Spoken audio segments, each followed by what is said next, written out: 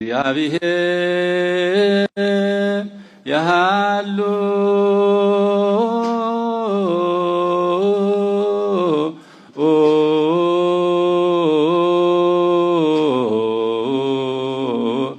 ስለ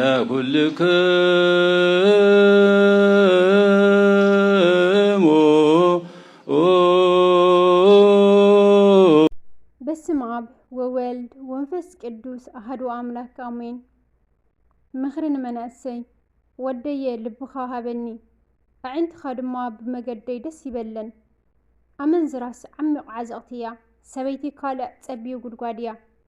ከም ከታሪ ተድቢ ንብዙሓት ሰብእት እውን ጠለምቲ ትገብሮም። ዋይዋይታ ንመን እዩ? ሓዘን ንመን እዩ? ባእሲ ንመን እዩ? ምስቁርቋር ንመን እዩ?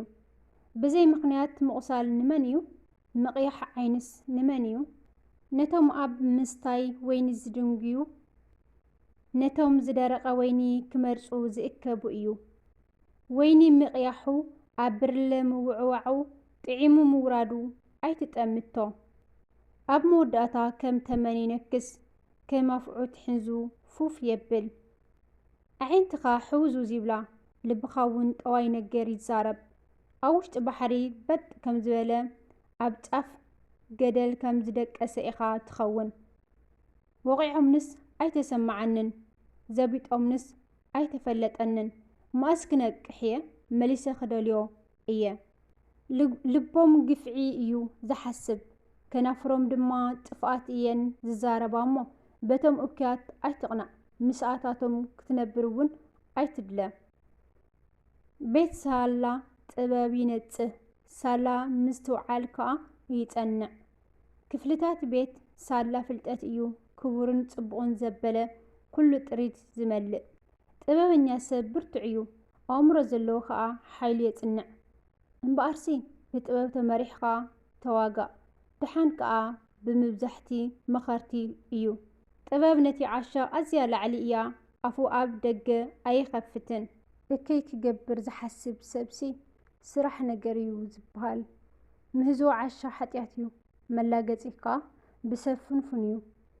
ብመዓልቲ መከራ እንተተሓለልካ ሓይልኻ ቁርብ እዩ። ነቶም ናብ ሞት ዝጉተቱ ኣናግፎም፣ ነቶም ሰንከልከል እናበሉ ናብ ማሕረዲ ዝኸዱ ከዓ ኣይትሕደጎም። እንሆ እዝስ ኣይፈለጥናን እንተበልካ እቲ ልቢ ዝመዝን ዶ ኣየስተብህሎን እዩ? እቲ ንነፍስኻ ዘንቀሳቐሳስ ኣይፈልጦን ድዩ? ንሱ ከዓ ንነፍሲ ወከፍ ከከም ግብሩ ክፈድዮ እዩ። ወደየ ጽቡቕ እዩ እሞ መዓር ብላዕ፣ ወለላ መዓር ንትሕናካ ጥዑም እዩ። ከምኡ እውን ንነፍስኻ ጥበብ ተምሃር እምበር እንተረኸብካያስ ጻማ ኣሎ፣ ትጽቢትካ እውን ኣይክቑረጽን እዩ። ኣታረሲእ ንቤት ጻድቕ ኣይተድብየላ፣ ነታ መዕረፊኡ ኣይትሃውካ። እቲ ጻድቕ 7 ሳዕ ይወድቕ እሞ ይትንስእ፣ ረሲኣን ግና ናብ መከራ ይጸድፉ። እግዚኣብሔር ነዚ ርእዩ ከይጉህይ እሞ ኩራኡ ካብኡ ከይምለሲ ጸላኢኻ እንተወደቐ ኣይትተሓጐስ፣ እንተጸደፈ ከዓ ልብኻ ደስ ኣይበሎ።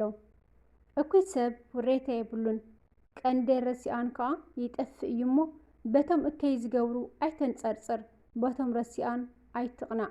ወደየ ንእግዚኣብሔርን ንንጉስን ፍርሓዮም፣ ምስ ዓለውኛታት ኣይትጸንበር።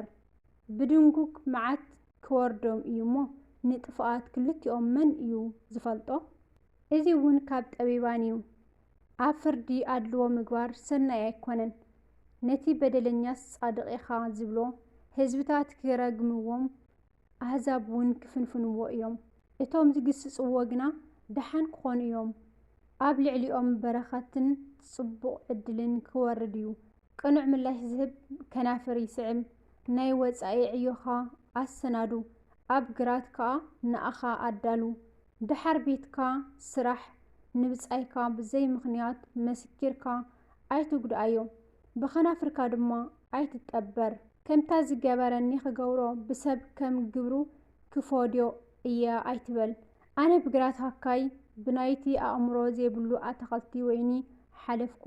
እንሆ ድማ ተኸርባ በቒልዎ፣ ቆጥቋጥ ውሒጥዎ፣ እቲ መካበብያ እምኒ እውን ፈሪሱ ልበይ ኣውዲቐ ኣብኡ ተመልከትኩ ንኡ ርእየ ድማ ትምህርቲ ረኸብኩ ቁሩብ ድቃስ ቁሩብ ትኽስታ ምእንቲ ክትዓርፍ ቁሩብ ባእዳውካ ምምስቓል ሽዑ ድኽነትካ ገስጊሱ ንዴትካ ከዓ ከም እተሰለፈ ሰብኣይ ይመፀካ። እዘን ምስላታት እዚአን ድማ ናይ ሰሎሞን እየን። ናይ ሕዝቅያስ ንጉስ ይሁዳ ሰባት ከዓ ኣክበብወን። ክብሪ እግዚኣብሔርሲ ምስዋር ነገር እዩ፣ ክብሪ ነገስታት ግና ምምርማር ነገር እዩ። ልዕልና ሰማይን መዓሙቕ ምድርን ልቢ ነገስታት ኣይመርምርን እዩ። ንብሩር ካብ ዛዕጉ ኣጽርዮሞ ሽዑ ንነጠረኛ ኣቕሓ ይወፀሉ። ንረሲእ ካብ ቅድሚ ንጉስ ኣርሕቆ ሽዑ ዙፋን ንጉስ ብጽድቂ ይጸንዕ። ኣብ ቅድሜቲ ኣዒንትኻ ዝረኣዮ መስፍን ካብ እትዋረድሲ ናብዚ ልዕል በል ክብሉኻ ይሕሽካ እሞ ኣብ ቅድሚ ንጉስ ኣይተሃገር፣ ኣብ ቦታ ዓበይቲ ኣይትቀመጥ። ብጻይካ ምስ ኣሕፈረካ ኣብ መወዳእታ እትገብሮ ከይጠፍአካስ ናብ ባእሲ ኣይትቐልጥፍ። ዝሰምዐ ከይጸርፈካ ስምካ ከዓ ከይኸፍእሲ ነገርካ ምስ ብጻይካ ተማጻረ። ምስጢር ካልእ ግና ኣይትቕላዕ። ብግቡእ ጊዜ እተዘረበ ቃል ከም ሮማን ወርቂ ኣብ ጻሕሊ ብሩር እዩ። ንትሰምዕ እዝንን ጥበበኛን ገላጺ ከም ቀለቤት ወርቅን ከም ስልማት ጽሩይ ወርቅን እዩ። እሙን ልኡኽ ነቶም ዝልእኽዎ ከምቲ ዛሕሊ ውርጪ ብጊዜ ቀውዒ እዩ። ንሱ ንነፍሲ ጐይትኡ የቕስና። ብዛዕባ ህያቡ ብሓሶት ዝጅሃር ሰብሲ ከምቲ ዝናብ ዘይብሉ ደመናን ንፋስን እዩ። ፈራዲ ብትዕግስቲ ይቐለስ፣ ልዙብ መልሓስ ከዓ ኣዕጽምቲ ይሰብር። መዓር እንተረኺብካ እምብዛ ኣይትጽገብ እሞ ከይትተፍእ እምብዛ ከይትጸግብ እሞ ከይትተፍኦስ ዝኣኽለካ ብላዕ። ብጻይካ ከይመንወካ እሞ ከይጸልኣካስ ናብ ቤቱ እግርኻ ኣይተዘውትር። እቲ ናብ ብጻዩ ሓሶት ዝምስክርሲ ሞደሻን ሰይፍን በሊሕ ፍላጻን እዩ። ብመዓልቲ ጸበባ ንዝጽግዖ ብክባኩ እስንን መንሳተቲ እግርን እዩ። ንሕዙን ልቢ ደርፊ ዝደርፈሉስ ከምቲ ብጊዜ ቁሪ ንመደረብታኡ ዝቕንጥጦ ኣብ ጨው ከዓ መጺእ ዘእትወሉ እዩ። ጸላኢኻ እንተጠመየ እንጌራ ኣብላዕዮ፣ እንተጸምአ እውን ማይ ኣስትዮ። በዚ ከምዚ ጓህሪ ኣብ ርእሱ ትእክብ፣ እግዚኣብሔር ከዓ ክፈርድየካ እዩ። ንፋስ ሰሜን ዝናብ የምጽእ፣ ሓማይት ልሳን ከዓ ገጽ ተጸውግ። ካብ ምስ ነግራም ሰበይቲ ኣብ ሓደ ቤትሲ ኣብ ዝባን ናሕሲ ብሓደ ወገን ምቕማጥ ይሓይሽ። ካብ ርሑቕ ሃገር ዝመጸ ብስራት ከም ዝሑል ማይ ንዝመጸትና ነፍሲ እዩ። ኣብ ቅድሚ ረሲእ ሰንከልከል ዝብል ጻድቕ ከምቲ እተዘረገየ ዓይኒ ማይን ከም ዝሰበበ ዔላን እዩ። መዓር ኣብዚሕኻ ምብላዕ ጽቡቕ ኣይኮነን፣ ከምኡውን ከቢድ ነገር ምምርማር ዘሸግር እዩ። መንፈሱ ዘይገትእ ሰብሲ ቀጽሪ ዘይብላ ዝፈረሰት ከተማ እዩ። ከምቲ በረድ ንጽባሓት ዝናብ ከዓ ንቐውዒ ከምኡውን ንዓሻ ክትክብረት ኣይግብኦን። ምኽንያት ዘይብሉ መርገምሲ ከምታ እትነፍር ጭሩ ከምታ እትበርር ለዃኺቶ ኣይበጽሕን እዩ። ሓለንጊ ንፈረስ ልጓም ንኣድጊ በትሪ ንዝባን ዓሻ እዩ። ንስኻ ድማ ንኡ ከይትመስልሲ ንዓሻ ከም ዕሽነቱ ኣይትመልሰሉ። ዓሻ ጠቢብ ከም ዝኾነ ከይመስሎስ ከም ዕሽነቱ መልሰሉ። እቲ ብኢድ ዓሻ መልእኽቲ ዝሰድድ ባዕሉ ኣጋሩ ይቖርጽ እሞ መከራ ይሰቲ። ኣጋር መጻጉዕ ጠልጠል ይብላ፣ ምስላ ከዓ ኣብ ኣፍ ዓያሹ ከምኡ እዩ። ንዓሻ ክብረት መሃብሲ ከምቲ ከረጢት ዕንቂ ናብ ኩምራ እምኒ ምድር ባይ እዩ። ምስላ ኣብ ኢድ ዓያሹ ከም እሾኽ ኣብ ኢድ ስኻር እዩ። እቲ ምስ ዓሻን ምስ ሓላፍ መገድን ዝወዓዓል ከምቲ ንዝረኸበ ዘውግእ ወርዋሪ ፍላጻ እዩ። ከልቢ ናብ ትፋኦ ከም ዝምለስ ዓሻ ከምኡ ንዕሽነቱ ይደጋግሞ። ኣነ ጥበበኛ እየ ዝብል ሰብ ዶ ርኢኻ ትፈልጥ? ካብ ብኡስ ብዓሻ ተስፋ ምግባር ይበልጽ። እቲ ሃካይ ኣብ መገዲ ኣንበሳ ኣሎ፣ እረ ኣብ ኣደባባይ ኣንበሳ ኣሎ ይብል።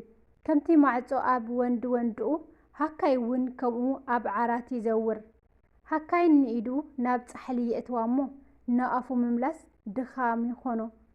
حكايسي كاب شوعت سب بمستوعل زملسو نسو بطبب زبلت أي مسلو أتي ناب زي النجارو زأتو حلف مجدي كمتي نإزني كلبي زحزيو أتي نبز آيت أبيروس كتساوتك كأي زجبر كوا زبل آدن فلاتان موت كم زورور عبوديو عندئت انت تودع حويت أفق حماي انت زي اللوكا بأسي يودع كسل نجوهري عندئتي نحوي كم زخون ناقرام سبايكا كمو بأسي يساور زروا حمايكا تعوم كلا سؤيمو كسع وشتي معان طاي ورد رسن كنافرن اكوي لبسن بعفرا برور كم تلبت اقحى مريتيو تلاقي بخنافرو يمثل اوشتقنا تبرا ينبر او لبو شوعات زفنفنا اللومو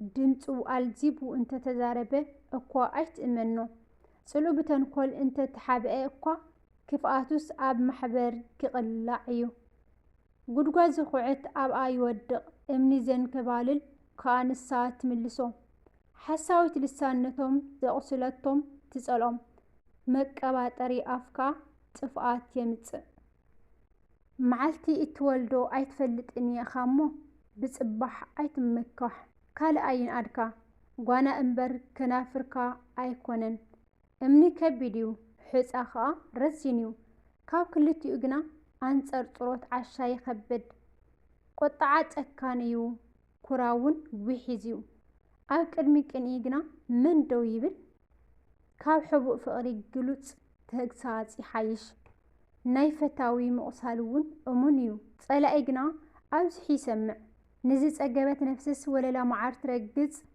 ንዚ ጠመየት ነፍሲ ግና ኩሉ መሪር እኳ ጥዑም እዩ ካብ ቤቱ ወፂኡ ዝኽብልል ሰብ ቤታ ሓዲጋ ከም እትኽብልል ዑፍዩ ቅብእን ዕጣንን ንልብ የሕጉሶ ጣዕሚ ፈታዊ መሰናይ ምኽሪ ነፍሱ ኸዓ ከምኡ እዩ ፈታዊኻ ፈታዊ ኣቦኻን ኣይትሕደግ ብመዓልቲ ጸበባኻ ናብ ቤት ሓውካ ኣይትኸይድ ካብ ርሑቕ ዘሎ ሓውስ ኣብ ቀረባ ዘሎ ጎረቤት ይሓይሽ ወደየ ነቲ ዝጸርፈኒ ምላሽ መሃቡ ክኽእልሲ ጥበበኛ ኩን ንልበይ እውን ኣሐጉሶ ኣስተውዓሊ ሰብሲ እከይርኢ እሞ ይሕባእ ገርታት ግና ንቕድሚት ይኸዱ እሞ ብኡ ይጉድኡ ነቲ ንጓና እተወሓሰ ክዳኑ ውሰደሉ ኣብ ክንዲ እታ ጓና ካብኡ ታሕዚ ውሰድ እቲ ኣንጊሁ ዓው ኢሉ ንብፃዩ ዝምርቆ ከም ዝረግም እዩ ዝቑፀር ብመዓልቲ ጥቕሚ ከየቋረፀ ዝነጥብ ቤትን ናግራም ሰበይትን ሓደ እዮም ንኣ ምዕጋትሲ ንንፋስ ምዕጋትን ብየማነይትኻ ዘይቲ ምዕማኹን እዩ ሓፂን ንሓፂን ይስሕሎ ከምኡ ኸዓ ሰብ ንገጽ ብፃዩ ይስሕሎ ንበለስ ዝከናኸን ፍሪኣ ይበልዕ ንጎይታኦ ዝከናኸን ከዓ ይኸበር ከምቲ ገጽ ንገጽ ኣብ ማይ ዘርእዮ ከምኡ ኸዓ ልቢ ሰብ ንሰብ ይርእዮ ሲኦልን መዓሙቕን ከቶ ኣይጸግቡን ከምኡውን ኣዒንቲ ሰብ ኣይጸግባን እየን መምከኺ ንብሩር እቶን ንወርቂ እዩ ሰብ በቲ ዝነእዶ ይፍለጥ ንዓሻ ኣብ መጉእ ምስ ጉርዲ ብንኢ እንተ ትጐድኦ እኳ እቲ ዕሽነቱ ኣይመሓደጎን ሃብቲ ንሓዋሩ ዘውዲ እውን ንውሉድ ወለዶ ኣይነብርን እሞ ሃለዋት ኣባጊዕኻ ኣጸቢቕካ ፍለጥ ንልብኻ ኣብ መጓስኻ ኣንብሮ ዕላም ሓሊፉ ለቕሚ በቒሉ ኣብ ኣኽራን ድማ መከል ተኣኪቡ ሕያውቲ ንኽዳንካ ዳቤላውን መዕደጊ ግራት ኣለካ ጸባ ኣጣል ንምግብኻን ንምግቢ ስድራኻን ንቐለብ ኣግራድካን ክኣክል እዩ ወስብሐት ለእግዚአብሔር ልዑል ወለወላዲቱ ድንግል ወለመስቀሉ ክቡር አሜን። ዘወዳቅ ዝነጠበባ ፍትጓን መላእክት ይታረመላይ ስለ ቃላቱ እግዚአብሔር አምላክ ተኸበረን ተመስገነን ይሁን አሜን።